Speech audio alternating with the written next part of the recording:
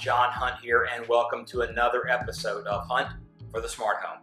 Today we're going to talk about cutting the cord. What's involved in it, how much money can you really save, and is it worth the effort? Well, we'll consider today a win if at the end of this, you're able to cut the cord and save yourself and your family some money. So let's jump straight into it. Before we get any further into cutting the cord and talking about streaming and what's all available, we need to talk about the elephant in the room. We need to address the wireless network in your home. Is your wireless network strong enough? That's something that you're going to have to figure out, because up until this point, you may have had limited devices on your network. An iPhone, an iPad, a laptop, maybe a Alexa Dot, maybe a single nest thermostat. But as you shift from a traditional cable coming into a satellite or cable box to streaming video on 2, 3, 4, 5, 6 TVs, it's going to put a tremendous load on your network. You need to evaluate, is your network strong enough? Because the last thing you want to do is cut the cable, cut the cord, go to an all streaming platform, and then find out you can't watch more than 1 or 2 shows at one time because your network just isn't strong enough to support the video. So find out that for yourself. Go back a video and check out what I talked about in a wireless network in your home to get more information about strengthening your wireless network. So there's a couple paths you can go down this route. One of them would be to purchase a smart TV, and one would to get a streaming device for your TV. So let's talk about the first one. The first one is you purchase a TV that is a smart TV that has all the apps preloaded on it. It's a very popular choice because it's very cost effective, and it makes a lot of sense, right? The apps are already pre-built onto the TV. I've got one device, one purchase, I'm done. Well, there's some benefits to it, that it is more cost effective and it is a simpler solution because it's all in one. But unfortunately, there's a lot of downside and a lot of drawbacks to that as well, unlike the smart device. On the TV, you're going to get apps that are preloaded on that particular TV for that particular manufacturer with the apps or the company that they've struck a deal with. So you're not going to get an open platform like you would on your phone and be able to add whatever apps you want. It's going to be fixed number of apps that are available through that particular TV manufacturer, through their app store, play store, whatever they want to call it, that you're able to interact with and get. You're also not able to remove apps typically on a TV. So once the framework of that interface is set up, you have to navigate that whole structure based on how it's set up on the TV. And a lot of times you don't have the ability to rearrange them. So a more frequently or more common used app, you can't pull to the very beginning. So again, some limitations to that as far as that goes. We're also going to talk about down a little bit further into the video, if I have a control system in my home or I'm thinking about getting a control system, it might be limited to that control system's inability to navigate that interface on that TV. Some of the less expensive TVs and the lower models don't allow third-party integration easily to navigate those apps. So now I'm kind of stuck with 2 remotes. So you need to think about that factor as well. Something also to consider is just the consistency. So if you have a Sony TV and if you have Sony TVs throughout your entire house, if they're different models over different years, they could have different interfaces as well. So they could all look different, even though they're all a Sony TV over a 4 or 5 year period throughout your house. I have a lot of people that tell me that consistency is very important to them. They like the TVs and the interface and the experience to be the same in all the rooms. And so keep that in mind. That is something that you gain with that smart device versus the TV itself. Also keep in mind that not everybody has the same manufacturer model throughout the house. So you could have a Sharp TV and a Samsung TV and a Sony TV. And again, remember, all the interfaces are going to be different. They're all going to look different. You may not have the same apps available among all the platforms, among all the manufacturers. So again, factor that into the consistency of having that. One thing that a lot of people don't realize is they have a cable or a satellite box, you have that consistency because all the cable boxes look the same, right? So you may not realize that that's something that's important until it's taken away. So factor that in when you make that decision. So now let's talk about the smart device itself. Whether you're looking at an Apple TV, a Roku, or an Amazon Fire, really doesn't matter for these purposes, but you need to choose one that makes sense for you. For example, if you have a lot of iOS devices in your house, you might like the fact that you can AirPlay the Apple TV very easily, so that iOS platform of an Apple TV makes tons of sense.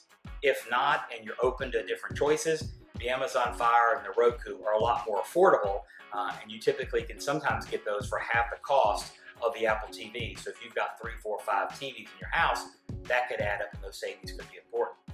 One side note, if you are thinking about a control system or you have a control system, I personally love the platform of the Roku TV because it allows you to create shortcuts straight to Netflix, straight to YouTube TV, straight to Amazon Prime, versus you hitting certain buttons and navigating and entering that app. So just a little side note that a lot of customers really love those shortcuts on the Roku TV. The second thing to think about, again, let's real quickly talk about the consistency. I don't want to move on past that too quick. The consistency of a single streaming device is huge. That way you can have the same experience in all the rooms among all the TVs. The other thing that's nice about the smart device, it's designed for that specifically. So it has the ability to be updated, and firmware updates and software updates, and as apps are added, you kind of have an unlimited open platform to be able to add whatever apps you want onto that system. You're able to navigate, move them around, take apps off of the smart device, rearrange them in an order that makes sense for you. So there's a lot more flexibility, a lot more freedom that comes with the smart device itself. My thoughts have always been, let the TV be the TV and let the smart device be the smart device, because now it doesn't matter what brand TV you have or you change out, the smart device will always be consistent among the house, and so that interface, that experience will never change no matter what brand or what TV that you get. Okay, so let's talk about the two most common platforms that are out there. So Hulu is one, YouTube TV is one. I'm gonna step off camera here for a second and show you the navigation of the YouTube TV at my house so you kind of can visualize what it looks like and how it would feel if you made that decision that yourself, okay? So here we have the YouTube TV app that's on the Apple TV. So I've also got my iTunes, my Prime Video, my Netflix, I've got my ESPN, my NBC. So I've been able to arrange these apps in the order of frequency of how much I watch them, which makes tons of sense, right? Okay, so let's go into YouTube TV. A lot of people don't realize with YouTube TV, I get my live channels. So I get my ABC, my NBC, my Fox that are local channels, and there's up to 80 channels that you can choose from. It's got a traditional guide that you can look at that tells you your time, what's playing, gives you information, all those type of things, and so it's very easy to navigate.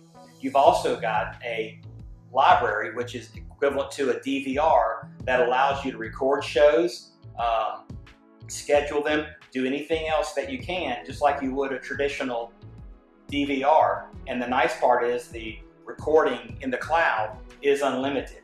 So you've got the ability to record as many shows as you would like, play them back as much as you would like as well. And I've found that to be fantastic. There's a couple differences between YouTube TV and Hulu. Hulu gives you unlimited screens. So if you've got more than 6 TVs in your home, you might want to look at Hulu. YouTube limits you at 6 TVs that you can have on account, but you can only watch 3 at one time, whereas Hulu gives you unlimited screens for an additional fee per month. So if you've got a lot of TVs, a lot of kids, a lot of things are going to be viewed, you might want to look at Hulu. Look at the channel lineups. They're a little bit different.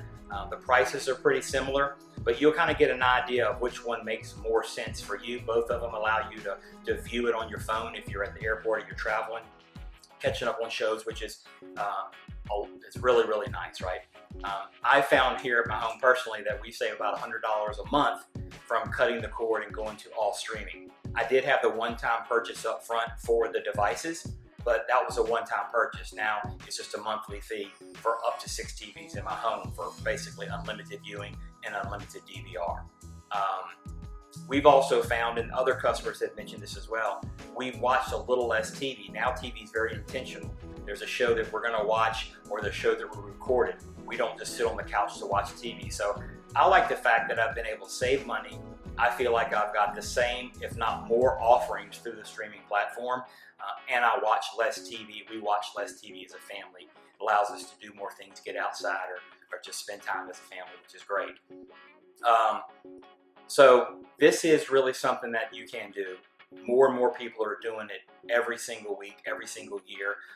A lot of times people think that they can't really jump off that ledge, right? It's a small ledge. You can do it. You can break free from that traditional cable company that you've had for 10, 20 years. Streaming is the way to go. It offers tons of subscriptions outside of just these platforms like HBO, Showtime, tons of things you can add on to it as far as that goes. So let's hit the rewind button. Was today a win? Do you feel confident that you can cut the cord, go to an all streaming platform for your TV watching? I believe you can do it. Thousands of people have done it, and I've helped dozens and dozens of people do it. And all of them have mentioned they're glad they did it. They wish they would have done it sooner. So if you have any questions, anything you'd like to ask, reach out to me, put it in the comments. Let me know things you'd like to cover in the future if we haven't covered them yet. Subscribe to the channel, like it, share it with your friends. Hopefully this has been very, very helpful for you as far as cutting the cord, making you feel comfortable that you can do it. So as always, be well and be smart.